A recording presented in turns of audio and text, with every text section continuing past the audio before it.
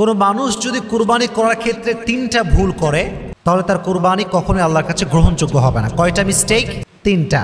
সবাই বলেন কয়টা? 3টা। নাম্বার 1, এই ভুলটা আমরা 80% যুবক ভাইরা করি, 80% মুরব্বীরা করি যারা আমরা জবাই দেই বা কুরবানি করি। নাম্বার 1 মিস্টেকটা হচ্ছে প্রথমে আমাদের নিয়ত থাকে এরকম যে আমরা কুরবানির গরু কিনবো শুধুমাত্র মানুষকে দেখানোর জন্য।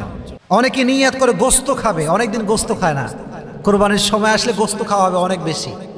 নিয়তে ভুল আমাদের, এইটা ঠিক না। কুরবানির গরু যখন আপনি কিনছেন, your intention should be clear যে আপনি কেন কিনেছেন, আপনার উদ্দেশ্যটা আসলে কি। উদ্দেশ্য হচ্ছে কুল ইন্না সলাতি ওয়া নুসুকি ওয়া মাহইয়ায়া ওয়া মামাতি লিল্লাহি রাব্বিল আলামিন, আমার নামাজ, আমার কুরবানি, আমার জীবন, আমার মরণ, এই সব কিছু শুধুমাত্র একজনের জন্য আমরা উৎসর্গ করব। আওয়াজ দিয়ে বলেন তিনি কে? Our intention should be clear. নিয়ত ঠিক রাখতে হবে যে আমি গোস্ত খাওয়ার জন্য কুরবানি দিচ্ছি না, মানুষকে দেখাবার জন্য কুরবানি দিচ্ছি না। অনেকে দেখবেন গরু কেনার আগে সেলফি তোলা শুরু করে দেয়, সেলফি তুলে ফেসবুকে আপলোড দেয়, নিজেদের ফ্রেন্ড সার্কেলে শেয়ার করে, জাস্ট ফর শো অফ। তারা শো অফ করে যে দেখো আমার গরু কত বড়। এটা মারাত্মক বড় ভুল, আপনার সমস্ত টাকা বৃথা হয়ে যাবে ম্যান। এই জন্য প্রিয় ভাইয়েরা, প্রথমত আমাদেরকে নিয়ত করতে হবে যে আমরা গোস্ত খাওয়ার জন্য কুরবানি দিচ্ছি না, আমরা শো অফ করার জন্য কুরবানি দিচ্ছি না। আমাদের কুরবানির নিয়ত শুধুমাত্র একজনকে সন্তুষ্ট করা, তিনি কে? আল্লাহ তাআলা। 1 নাম্বার। 2 নাম্বার হচ্ছে যেই ভুলটা থাকলে আমাদের কুরবানি আদায় হবে না, জায়েজ হবে না, সেটি হচ্ছে এই কুরবানির পশুর কিছু মিস্টেক আছে, কিছু কেনার ক্ষেত্রে আমরা মিস্টেক করি।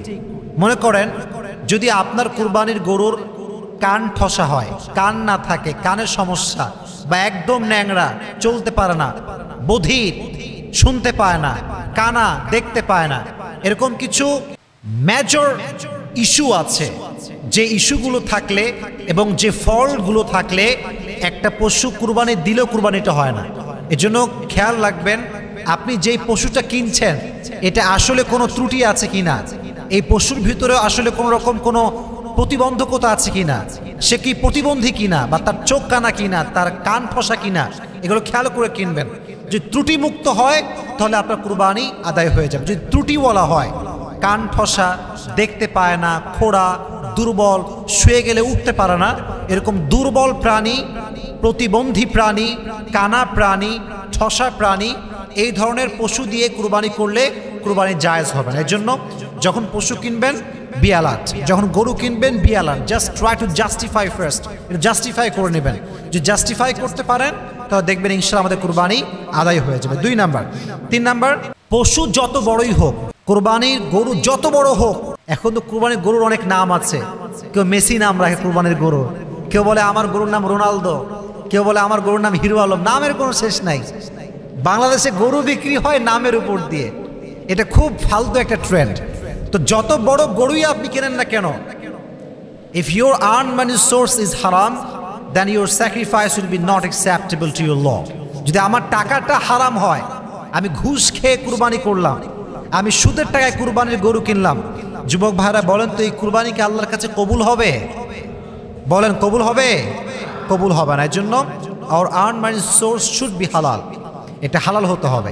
হারাম টাকার কুরবানি আল্লাহর কাছে গ্রহণযোগ্য হয় না। চাই আপনার গরু 10 মণ হোক, 20 মণ হোক, doesn't matter.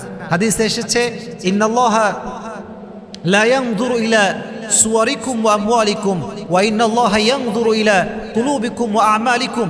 Allah does not look at your body, আমার দেহ কত সুন্দর, আমার কি 6 প্যাক আছে কিনা, আমার কি টাকা পয়সা আছে কিনা, আল্লাহ এটা দেখে না। আল্লাহ 2টা জিনিস দেখে, ইন্নাল্লাহা ইয়ানজুরু ইলা কুলুবিকুম ওয়া আমালিকুম, আপনার দিলে কি আছে, আপনার মনে নিয়তটা কি, এবং আপনার কতটুকু ভালো আমল আছে, এটা আল্লাহ দেখে।